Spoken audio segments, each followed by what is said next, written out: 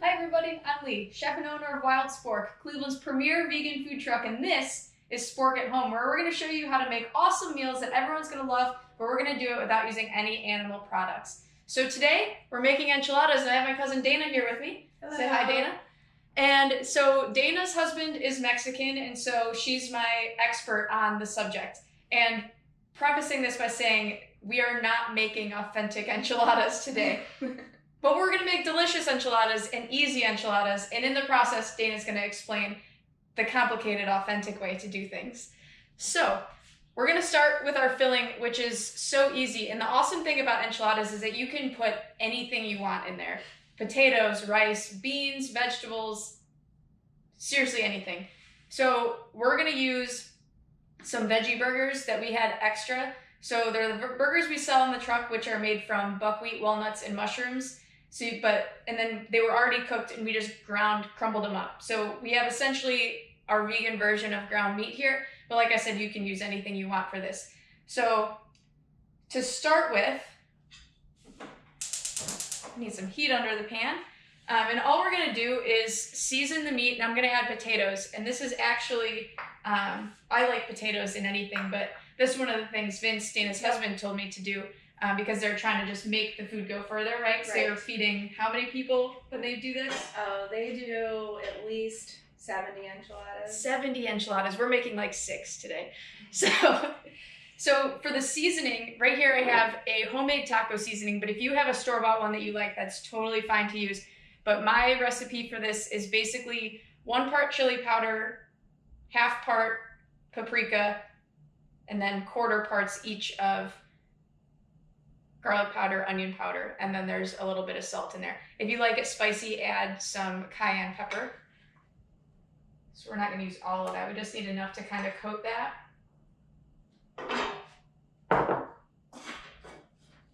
And then stir it up to incorporate it. And these potatoes are already cooked. I just roasted them in the oven. They took probably about 15 minutes, tossed with a little bit of olive oil. And we're going to add a little bit of water to that pan. So the water is just kind of going to make everything coated and stick together. Looks just like the real thing so far. Excellent. So what do they do? They're filling. They do beef and potato? Yes, and they do ground beef and potato and a little bit of onion. And then they make cheese ones, right? Since you don't eat meat. And then they they make some chicken and cheese ones and some just plain cheese ones. All right. So this is, with those potatoes having already been cooked, this is done. You literally just have to get it coated. Actually, probably didn't even have to heat it up because it's going in the oven, so that's going to get everything hot. But the sauce is what I really want to show you how to make. So I'm going to do my sauce. I'm going to start by making a roux, which is going to be, which is butter and flour mixed together. And as you add liquid to it, it thickens. And so we're going to have a nice thick enchilada sauce. But Dana, explain how Vince's family does this, because it's quite the process. Right, so they take dried ancho chili peppers and they toast them over a flame.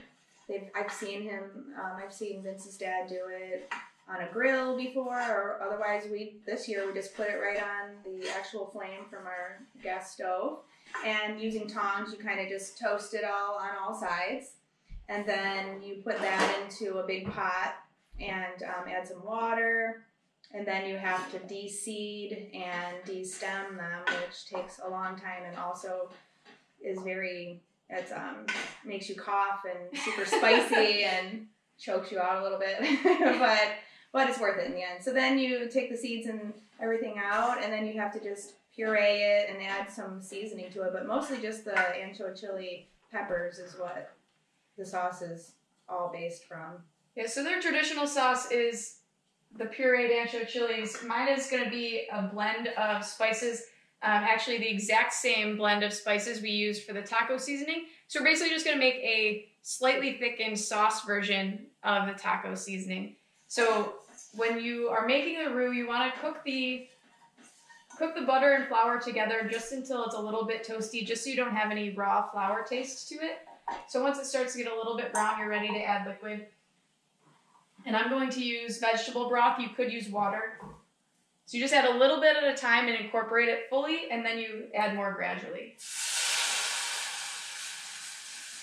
If you go in all at once with the liquid, you're just going to get clumps of flour that don't ever incorporate. So you got to just kind of be careful.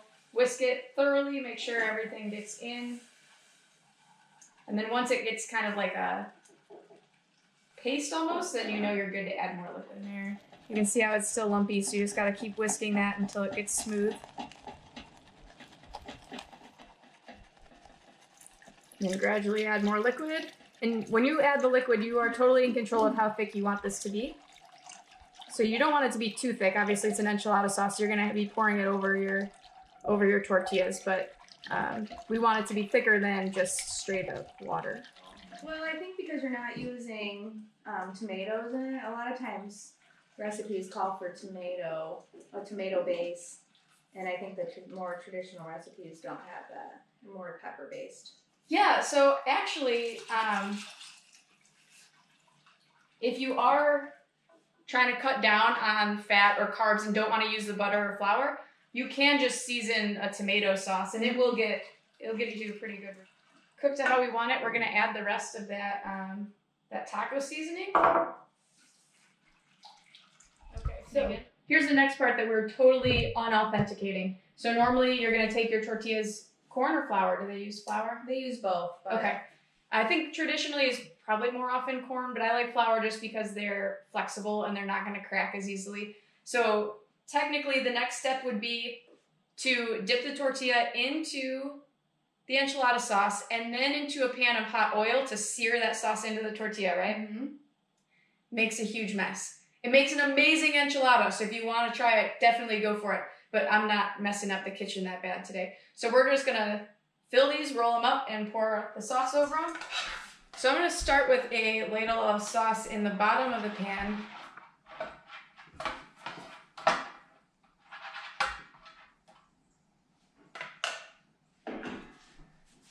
And then we're just gonna fill and roll. You're gonna leave the ends open. Or just roll it like that. Should I leave the ends open? Yeah. What's the best way to fill an enchilada?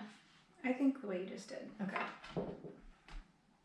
Then put them seam side down in the pan so they don't fly open on you. Spoon this sauce in there.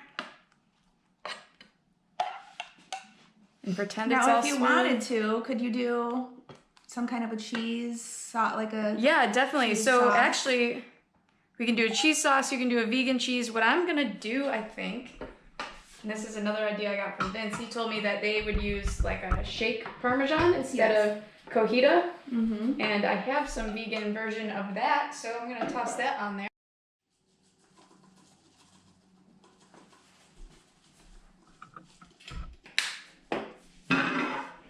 There we go. But this is going to go in the oven at 400 degrees for about 25 minutes till the tortillas start to get a little crusty on top.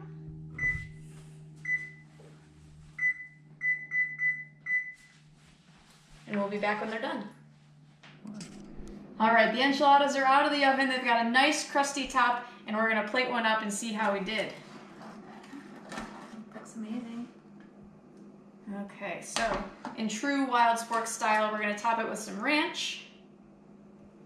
Yum. And a little bit of cilantro. A lot of cilantro. Yummy. And dig in.